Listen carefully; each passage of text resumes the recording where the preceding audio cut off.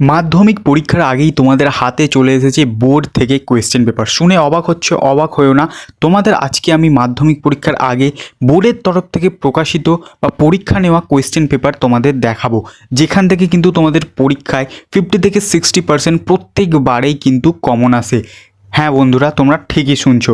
দেখো, আমাদের কিন্তু হাই মাদ্রাসা থেকে প্রত্যেকবারেই আমরা দেখি তাদের পরীক্ষাটা আগে হয়ে যায় এবং তাদের কিন্তু প্রায় 60 থেকে 70% কোয়েশ্চেন, যেগুলো আমাদের কিন্তু এমসিকিউ বা রচনা বা বড় কোয়েশ্চেনে কিন্তু রিপিট চলে আসে। তাই সেই কোয়েশ্চেনটা যদি তোমরা একবার চোখ বুলিয়ে যাও তার উত্তরগুলো, তাহলে কিন্তু তোমাদের ভালো হবে। তো তোমাদের সামনে কিন্তু আমি এই যে কোয়েশ্চেন পেপারের যে 7টা পেপার আছে, যে কোয়েশ্চেনগুলো আছে সেগুলো তোমাদের সামনে রেখে দিচ্ছি।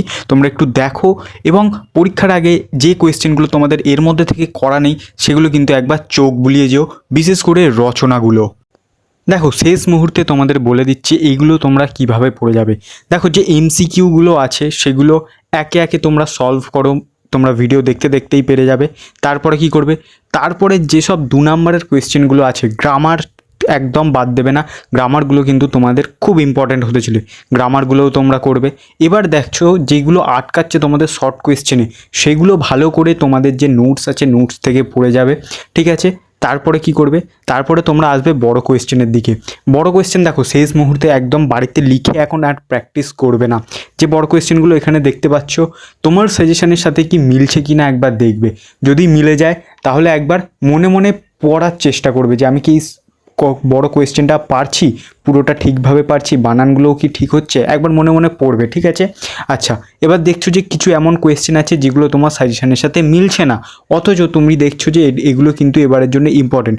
সেগুলো কি করবে, তোমার নোটস আছে, নোটস থেকে একটু চেষ্টা করবে সেগুলো যাতে একবার অন্তত শেষ মুহূর্তে চোখ বুলিয়ে যায়। যদি বাই চান্স ঘুরিয়ে আসে বা আনকমন আসে তাহলে তোমরা কিন্তু সেটা লিখে দিতে পারবে।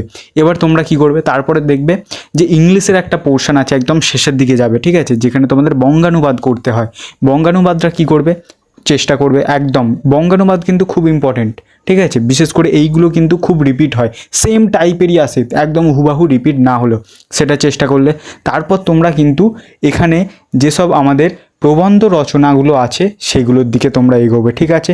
কি কি রচনা আছে তোমরা দেখবে, তোমার সাজেশনের সাথে মিলছে কি মেলাবে।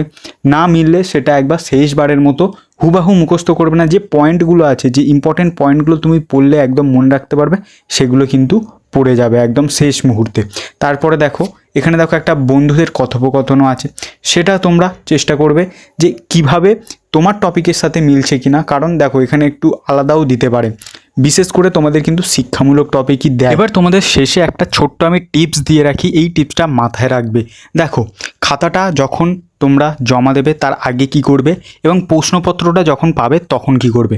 দেখো, প্রশ্নপত্র হাতে পেলে আগে পুরো টোটাল প্রশ্নপত্রটাকে পড়ে নেবে, ঠিক আছে। পড়ে নেওয়ার পর শর্ট কোয়েশ্চেন আগে করবে। অনেকে বলে বড় কোয়েশ্চেন করতে, আমি তোমাদের বলছি শোনো, শর্ট কোয়েশ্চেন যা পারবে আগে, যেগুলো পারবে লিখে রাখবে, যেগুলো পারবে না ফাঁকা দিয়ে রাখবে। দেওয়ার পরে বড় কোয়েশ্চেনের দিকে চলে আসবে। বড় কোয়েশ্চেনে ভালোভাবে টাইম নিয়ে লিখবে, ঠিক আছে, একদম ছাড়বে না কোনো কিছু। বড় কোয়েশ্চেন লেখার পর কি করবে, সঙ্গে সঙ্গে চলে আসবে তারপরে কিন্তু চলে আসবে আমাদের যে প্রবন্ধের দিকটা আছে। প্রবন্ধ ভালোভাবে টাইম নেবে, বুঝবে, একদম উল্টোপাল্টা কিছু লিখবে না। যদি কোনো লাইন তোমার মনে হচ্ছে যে এই লাইনটা লিখলে ভালো হবে না, লিখো না, কিন্তু ভুলভাল কিছু লিখে আসবে না। এমন কিছু লিখবে না যাতে পরীক্ষার হলে তোমার পুরো খাতাটাই না বাদ করে দেয় যখন যিনি খাতা দেখবেন, ঠিক আছে। ভালোভাবে পরিষ্কার করে লিখলে তারপরে যে তোমাদের বঙ্গানুবাদ আছে বঙ্গানুবাদটা লিখবে। আচ্ছা, বঙ্গানুবাদে অনেকে সমস্যা হয় যে অনেকে ওয়ার্ড টু ওয়ার্ড লেখে কিন্তু টোটাল লাইনের মানেটা বুঝতে পারে না, ঠিক আছে। তোমরা ওয়ার্ড টু ওয়ার্ড যখন মানেটা বুঝতে পারবে, চেষ্টা করবে যে সেই সূত্রে কি তোমাদের এই লাইনের মানেটা হতে পারে, ঠিক আছে। আবার বলছি, দেখো, তারপরে যেটা আসছে আমাদের হলো কথোপকথন বা সংলাপ।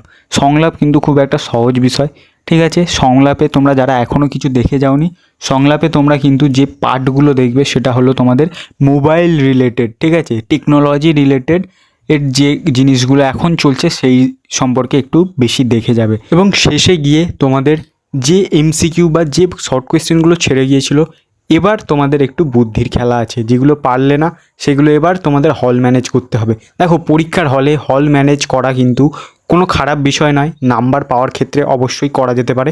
তবে এরকম নয় যে পাশের পরীক্ষার্থী ডিস্টার্ব হচ্ছে বা তোমার এমন হল ম্যানেজ করতে গিয়ে এমন কিছু হলো না তোমার খাতাটাই যিনি ওখানে আছেন তিনি কেড়ে না নেন, ঠিক আছে? এই জিনিসগুলো একটু মাথায় রাখবে। তো আপাতত এই ছিল, আশা করি তোমাদের পরীক্ষা ভালো হবে।